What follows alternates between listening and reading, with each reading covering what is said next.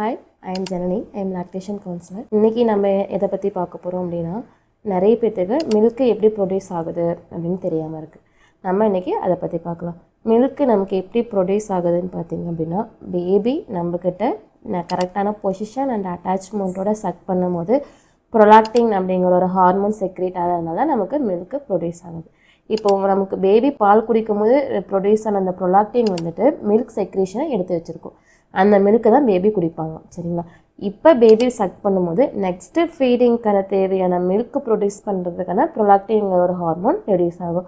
இப்போ வந்து twin baby இருக்குது, 2 பேபி இருக்காங்க. எங்கள் 2 பேபிக்கும் போதுமான அளவுக்கு எங்கிட்ட பால் ஊறுமா அப்படின்னு கேட்டால் கண்டிப்பாக ஊறும்.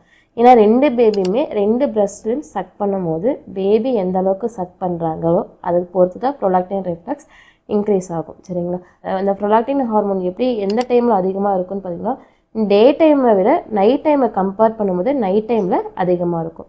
ஏன்னா மதர் வந்து ப்ரொலாக்டின் ப்ரொடியூஸ் ஆகும் போது நல்லா மதர் ஸ்லீப்பிங்கில் இருக்கணும், ஃப்ரீயாக இருக்கணும். அந்த மாதிரி டைமில் ப்ரொலாக்டின் ப்ரொடியூஸ் ஆகும். ஸோ நைட்டில் பேபி மதர்கிட்ட நல்லா சக் பண்ணும்போது ப்ரொலாக்டினோட லெவல் அதிகமாகும், மில்க் செக்ரேஷன் அதிகமாகும். ஒரு சிம்பிள் ஸ்லோகம் சொல்லணும்னு பார்த்தீங்க அப்படின்னா புவர் சக்கிங் புவர் மில்க்கு, மோர் சக்கிங் மோர் மில்க்கு.